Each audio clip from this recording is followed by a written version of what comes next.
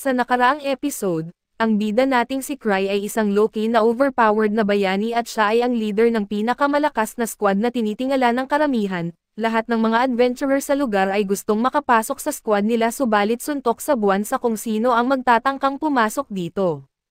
Kahit anong pagpapanggap ni Cry na ibang tao para lamang makaiwas na pagkaguluhan ng iba, kaso lang nalalaman pa rin siya ng mga kasama niya at doon na rin nagugulat ang iba na siya pala ang leader ng pinakamalakas na squad. At sa pagpapatuloy, 6 na taon ang nakalipas si Cry at ang kanyang mga kaibigan ay dumating sa Explorers Association, ang punong himpilan ng mga treasure hunter ngunit nag-alangan si Cry na pumasok. Pinapaalala ng lahat na ideya niya ang magpunta sa kabisera pero natatakot siya na baka hindi niya kayanin at maging pabigat dahil pakiramdam niya ay wala siyang silbi. Sawa na si Luke sa kakaisip ni Cry kaya't pumasok siya sa loob ng association at buong yabang na ipinahayag na siya ang pinakamagaling na swordsman sa buong mundo. Hinanap niya ang pinakamalakas na mandirigma roon at hinamon para sa titulo at ayaw naman ni Liz at ito ang may pink na buhok. Nakunin ni Luke ang lahat ng papuri kaya ipinakilala niya ang sarili bilang pinakamagaling na magnanakaw sa mundo at si Cry ay ang gusto lang ay matapos agad ang pagpaparehistro, pero ang mga kaibigan niya ay nagpaikot-ikot na gumagawa ng mga pahayag. Sinabi ni Luke sa isang tao na ang tunay na malalakas ay hindi nangangailangan ng sandata at idinagdag pa na ito ay mga salita mula kay Cry at sinabi kay Cry na kailangan nilang magparehistro gamit ang pangalan at crest ng kanilang grupo. Pero hindi nila ito napag-usapan kailanman. Binanggit ng tagatala na mahalaga ito kaya't dapat nilang pag-isipan ng mabuti, pero may ibang plano si Cry at gusto niyang bumawi sa kanyang mga kaibigan dahil ginawa siyang leader, kaya pumili siya ng pangalan na sigurado siyang magbibigay ng impresyon na mahina sila. Nagulat ang kanyang mga kaibigan nang tawagin ni Cry ang kanilang grupo na The Gravel Souls at ginamit ang isang bungo bilang kanilang crest. Pinapaalala ng mga kaibigan niya na dapat silang maging hero party, pero parang anti-social ang dating ng pangalan na iyon. Sinubukan ni Cry na gamitin ang pagkakataong iyon para makaalis sa pagiging leader, pero sa huli ay nagustuhan ng kanyang mga kaibigan ang pinili niyang pangalan at sa ganitong paraan ay opisyal nang naitatag ang kanilang grupo. Nagsimula ang kwento kung paano naging kilala si Cry bilang pinunong leader ng pinakamalakas na clan. Balik sa kasalukuyan, hindi pa rin makapaniwala ang malaking lalaki na si Cry ang master ng Steps clan. Ito ay dahil ang master ay may palayaw na The Thousand Tricks at isa ring level 8, ipinag-utos ni Tino sa grupo ng mga baguhan na yumukod kay Cry pero sinabi ni Cry sa masyadong masigasig na dalaga na kumalma.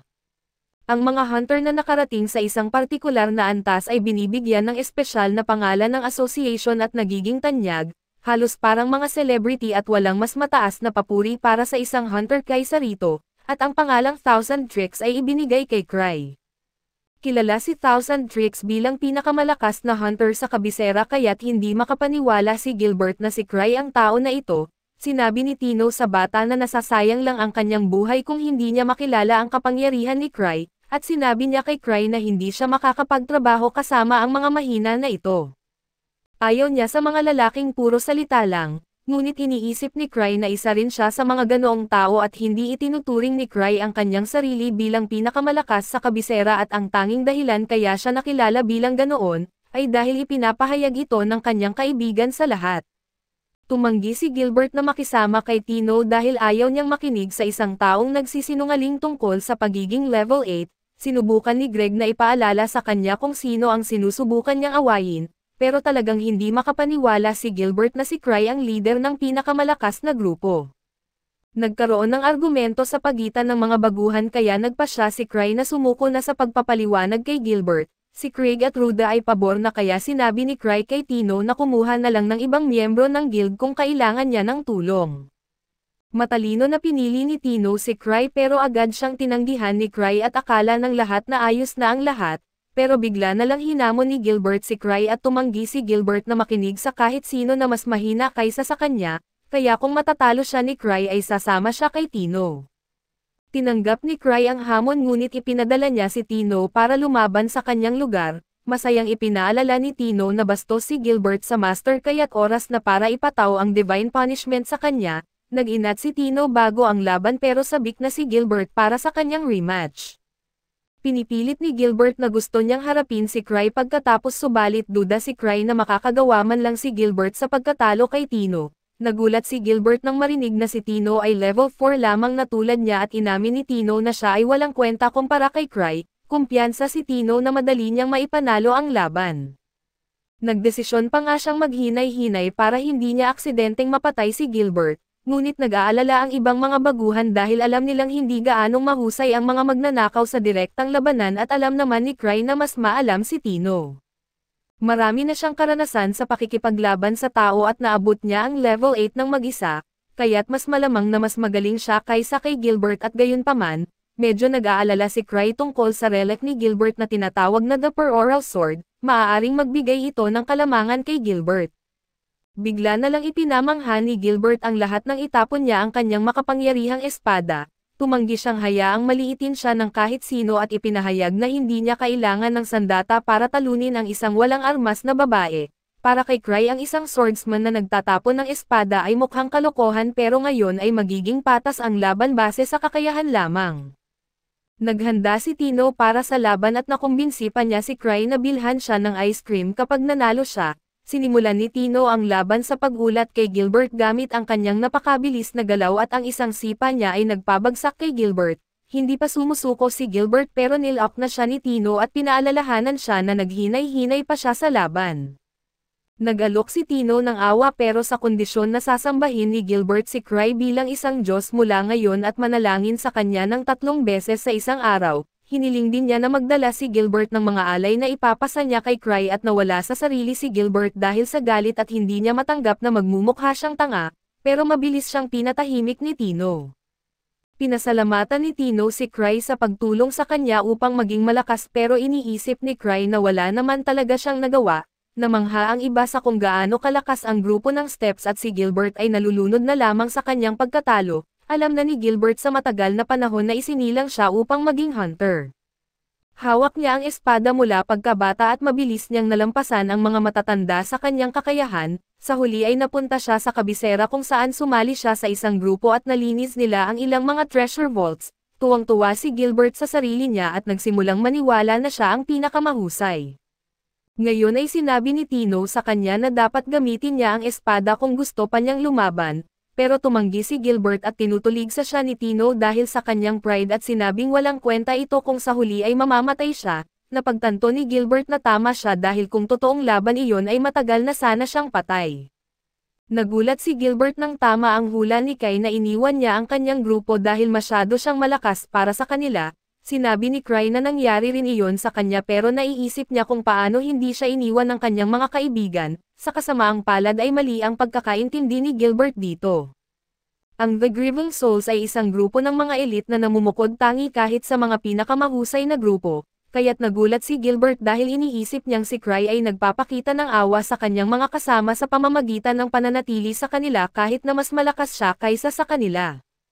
Lalo pang nagulat si Gilbert nang hawakan ni Cry ang kanyang espada at pinapagana ang kapangyarihan nito, nagawang alamin kung ano ang kakayahan nito na nagdudulot ito ng elemental na pinsala at pinapahaba ang abot ng atake. Hindi makapaniwala si Gilbert sa kanyang nakikita dahil wala pa siyang nakikitang ibang tao na humawak sa Purgatorial Sword ng ganoon kadali. Hindi pa natatapos doon nakalikha pa si Cry ng apoy na hindi pa nagagawa ni Gilbert kailanman. Nagawa ni Cry ang lahat ng ito nang hindi man lang hinahawakan ang hawakan ng espada at lalong nadurog ang ego ni Gilbert, habang tumataas ang kanyang pagkadismaya at tinawag niya si Cry na isang halimaw. Doon nalaman natin na ang Monum Material ay sinasabing ang pangunahing sangkap ng mundong ito at ang mga treasure vaults ay mga fenomena kung saan pinagsama-sama ang Monum Material. Lumilikha ito ng alternatibong mga mundo sa loob ng mga vault batay sa mga alaala na kinuha mula sa core ng mundo.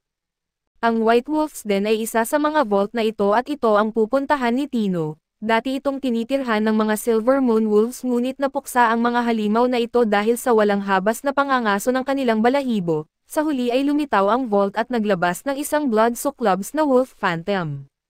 Natutuwa si Cry na hindi siya sumama sa misyon pero tiwala siyang magiging maayos si Tino at ang kanyang mga kasama. Isa lang itong level 3 na vault at 4 sila sa grupo at pagkatapos ay pinasalamatan ni Cry si Ava dahil sa pagsasabi tungkol kay Gilbert na iniwan ang kanyang dating grupo, dahil ito ang naging dahilan kung bakit niya nagulat ang bata. Narinig niya ang tungkol sa mga ginawa ni Cry kanina at ipinaliwanag niya na ang espada ay isang uri ng relic na kaya niyang kontrolin ng madali. Mahilig talaga si Cry sa mga relics dahil sa walang katapusang iba't ibang anyo at gamit ng mga ito, kaya masaya siyang mangolekta. Bukod pa rito ay pinapayagan ng mga relics ang isang tulad niya na lumikha ng mga himala. Naisip ni Cry kung pwede niyang bilhin ang Purgatorial Sword mula kay Gilbert. Pero ayaw ni Ava sa kanyang walang ingat na paggastos at iniisip ni Ava na marami ng katulad na relic si Cry, pero sinasabi ni Cry na lahat sila ay iba-iba. Maaaring magkamukha sila pero may kani-kanyang personalidad at nagagawa at matindi ang pagka-addict ni Cry sa pangungulekta ng mga relics. Narinig niya na nangungutang na si Cry para makabili ng mga relics na kahit na marami ng pera ang pumapasok sa Griever, isa si Cry sa mga malalaking delinquent at nakapangutang pa ng malaking halaga. Ang kita ng Griever ay pantay-pantay na hinahati sa lahat ng miyembro at kahit pa hindi magbigay ng malaking kontribusyon, kaya't kahit si Cry na wala namang ginagawa ay kumikita pa rin ng malaki at ang addict sa relic ay pumunta para i-charge ang kanyang mga mahalagang relics, at doon siya nakarinig ng chismis tungkol sa isang phantom na lumitaw sa isang kalapit na daan. Winasak nito ang isang buong binabantayang caravan kasama ang 3 level 3 guards. Ibig sabihin nito'y malakas ang nilalang kaya't nagre-recruit ang Knights of the Third Order ng isang pangkat para wasakin ito. Nagulat si Cry nang malaman niyang nangyari ito malapit sa White Wolf's Den at ngayon ang vault ay punong-puno ng mga lobo. Na-convince ni Cry ang sarili na chismis lang iyon at kahit hindi man ay malakas si Tino para harapin ang kahit ano, syempre ay nagpatuloy ang chismis dahil sinasabing nagiging mas malalakas ang mga halimaw sa loob ng Wolf's Den. Pinag-uusapan na nga ng association na baguhin ang antas ng vault. Patuloy itong binaliwala ni Cry ngunit may bagong balita na isang level 5 na grupo ang nawala sa lugar. Nagulat si Cry kaya sinuri niya ang fact sheet ng trabahong kinuha niya at doon niya nalaman na ang grupong kailangan ng pagsasagip ay level 5, at pinagsisisihan niya na hindi niya binasa ang sheet ng maayos. Nagulat ang mga kausap ni Cry nang malaman nilang ipinadala niya ang level 4 na si Tino sa isang vault kung saan nawawala ang mga level 5 na grupo. Sinabi ni Cry na magiging magandang pagsasanay ito para kay Tino. Sinubukan niyang tiyakin pa ang mga tao sa pamamagitan ng pagsasabi na nagpadala siya ng 3 adventurers kasama niya. Ngunit nabahala ang mga ito nang malaman nilang isang makeshift o pansamantalang grupo ang ipinadala niya. Dati ay akala nila ang mga nakakatakot na chismis tungkol sa mga pagsubok na pinagdadaanan ng mga miyembro ni Cry ay hindi totoo, pero ngayon ay malinaw na ang mga pagsubok na iyon ang dahilan kung bakit ang Grievers ang pinakamalakas na grupo. Nagsimulang kabahan si Cry tungkol sa pagpapadala ng grupo sa isang mapanganib na misyon pero muli niyang kinumbinsi ang sarili na magiging maayos sila. Malakas si Gilbert at mayroon din siyang makapangyarihang relic at sa kasamaang palad. Naalala ni Cry na naubos na ang kapangyarihan ng espada at iniisip niya kung na-charge ito ni Gilbert bago umalis. Samantala nakita natin ang grupo na papalapit sa White Wolf's Den at nagsimula na nilang maramdaman kung gaano kadelikado ang misyon, at ipinaliwanag ni Tino na nagsulat pa siya ng kanyang huling habilin bago umalis at natuklasan ni Ruda na alam ni Cry na may nangyayari sa den, kaya niya sila pinadala doon. Naniniwala rin si Tino na ito ang dahilan at tiyak niyang hindi aksidente ang komposisyon ng kanilang grupo. Sinabi niya na plano ni Cry ang bawat detalye kaso hindi makapaniwala ang iba dahil ngayon lang sila nagkakilala isang araw bago ang misyon at dagdag pa. Sumama lang si Gilbert nang bigla niyang maisip na gawin ito. Naalala ni Gilbert na alam ni Cry ang dahilan kung bakit iniwan niya ang kanyang dating grupo. Napagtanto niyang minamanipula ni Cry ang sitwasyon mula sa simula at idinagdag pa ni Tino sa alamat ni Cry. Ipinaliwanag niyang malawak ang kaalaman ni Cry tungkol sa lahat ng adventurer sa kabisera, parang child's play na lamang para kay Cry ang basahin ang kanilang mga galaw at iniisip. Mahirap paniwalaan ito para kay Ruda pero itinuro ni Greg na pati ang mga nangyari sa kanilang panayam ay pinagplanuhan na ni Cry. Bawat bagay na nangyari ay bahagi ng plano at sinabi ni Tino sa kanilang lahat na huwag mag-alala, dahil anuman ang mangyari sa lahat ay ayon sa calculation ni Cry.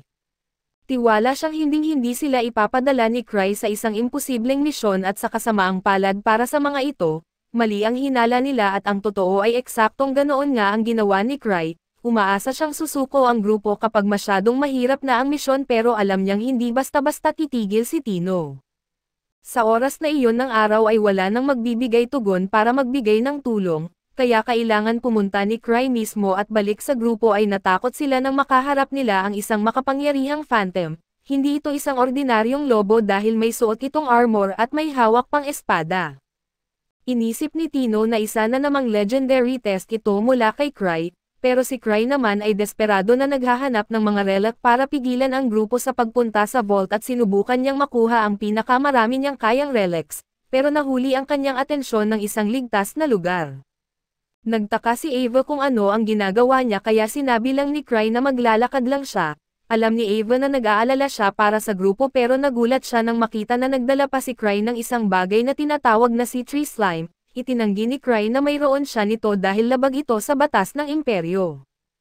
Gayunpaman ay iniisip ni Cry na lahat ng relics na pwede niyang gamitin para lumaban ay wala ng mana, kaya kailangan niyang gamitin ito bilang huling solusyon at nagtanong siya kung dapat bang may isama si Cry. Pero ang traveling relic ni Kai ay para sa isang tao lang at pinapagana ni Cry ang relic at mabilis na umangat sa himpapawid. Nag-alala siya dahil ang relic na ito ay mula sa nakakatakot na human missile incident at tinatawag itong The Night Hiker. Ito ay napakapanganib at wala itong mga seguridad at walang preno at hindi ito kayang mag-hover o magmaniobra at sa madaling salita, ito'y halos depektibo.